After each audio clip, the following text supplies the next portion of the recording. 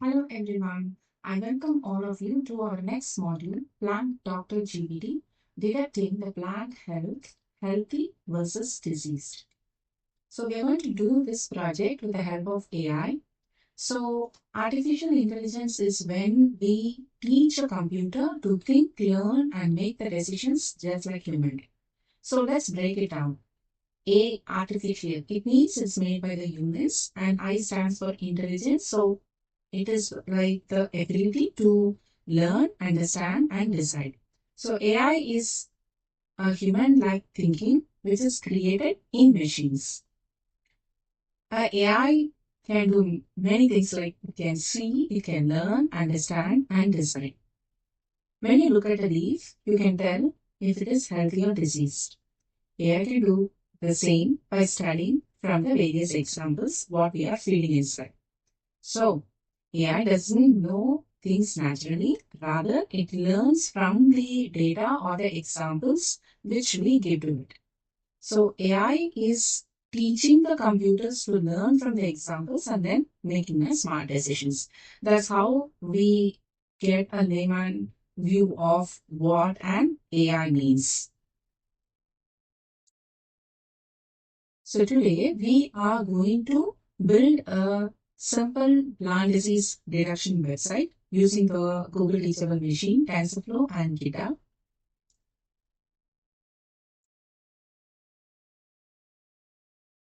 So the first step is collecting the dataset. A dataset means a collection of images, or let's take some examples that we are going to use in order to teach the computer. So in today's project, we need some plant images into two different groups, healthy and diseased. We can get these images from Kaggle. Kaggle is basically a website where the people share the datasets for machine learning and data science projects. And you can think this like a library of data. So for our project, we will be downloading some plant leaf images from the Kaggle, and then we will try to organize them into the different folders of healthy versus diseased. So in simple words, this step is just about gathering and organizing the examples or images. Second step, we are going to create a project in Google Teachable Machine. So Teachable Machine is a beginner-friendly tool which is made by Google. It allows us to create the AI models without writing any complex code. We can just upload our images, train the model, and then test it.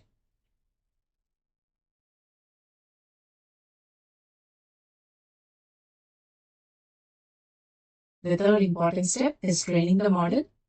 Training means we are going to teach the computer in order to learn the patterns from the images what we have uploaded. So when we click the train model in the Google Teachable Machine, the AI is going to start to study all those images. It does not understand plants like humans do, but it can learn the patterns. Pattern in sense, it can see the color difference, any spots on the leaves or any damaged areas on the leaves or textures like that. So a model is the trained brain of the AI system. Next step is testing the model. So testing means checking whether the AI has learned the images correctly or not. So we upload the new images that the model has not seen before, and then we see whether it identifies them as healthy or disease. This step is very important because it shows whether the model is actually working well or not. So testing is like giving the student an exam after study.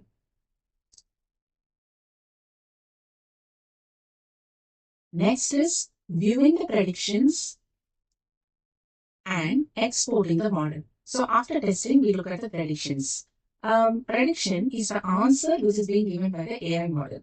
For example, let's take I upload a plant image and the model is telling it's going to be some 90% healthy, and then it's going to be 10% diseased. This means the computer thinks the image is most likely healthy.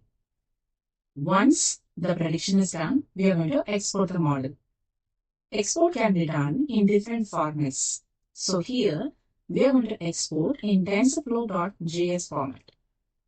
So TensorFlow.js is a JavaScript library that's going to allow the machine learning models to run directly inside a web browser. Okay. So here, to be even more simpler, it does not need any special software. So they can open a website and use the model online. So when we export, we download the model files. So these are the files which are built inside the teachable machine. So with this step, it's all about saving the trained AI model so that you can use it directly on the website. Our sixth step is building the web interface. A web interface is a part of the website which the user sees or going to be interacted with. For example, we can have a title here or a button to upload an image or a place to display the results. Okay, so in this project, we usually create a simple HTML file for a web page structure and connect it with a model. So web interface is like the front desk of the project, which allows the people to actually use the AI. Next step is deploying on the GitHub page. GitHub is a platform where the people can store and manage the code. It's very useful for the software projects. So it's like a feature that allows us to host a website for free directly from the GitHub repository. So instead of keeping the project only on one computer, we can publish it so others can open it on their own browser.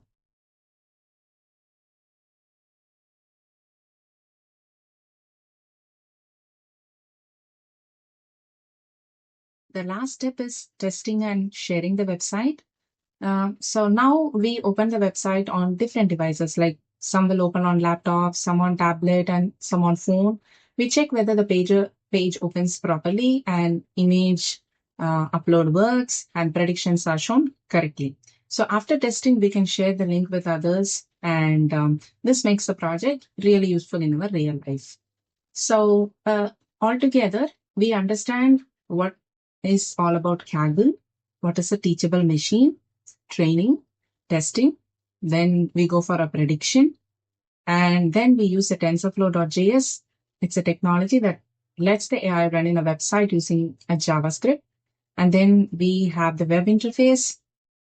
Then a trained AI system is what we call it as a model. Finally, we store it in GitHub. That's a platform in order to store the code. So to conclude this whole process, it shows how we run a set of plant images into an AI website, which will be working. And we begin by collecting the images and organizing the images, then use a teachable machine, export the model, connect it to a web page, and publish it in GitHub. So this is a great example of how AI can be used in agriculture to make the disease detection faster, easier, and more accessible. Let's start to do the project now. Let's go to Kaggle first.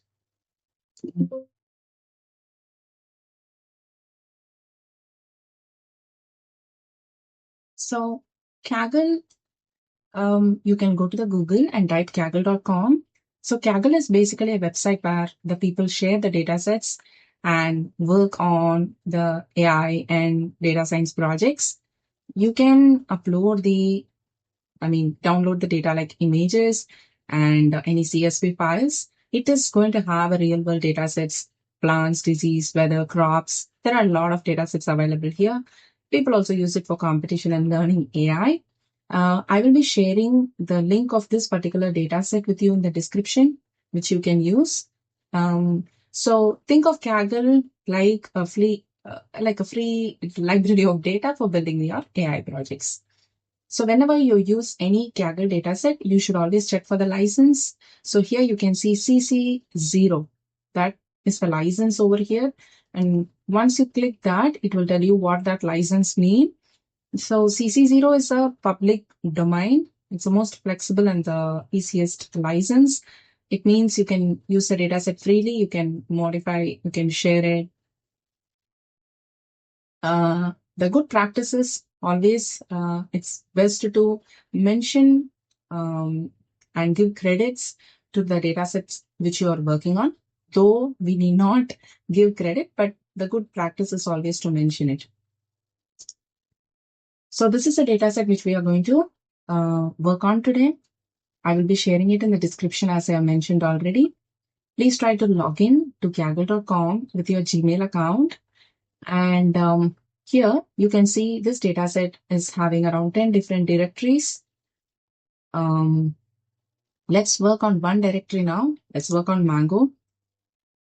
A mango is having a diseased and the healthy directory. Inside disease, we have around 265 files, and inside healthy, we are having around 170 files, which means 170 images.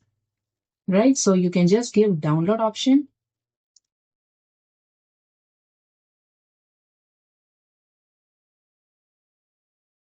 So once you click the download,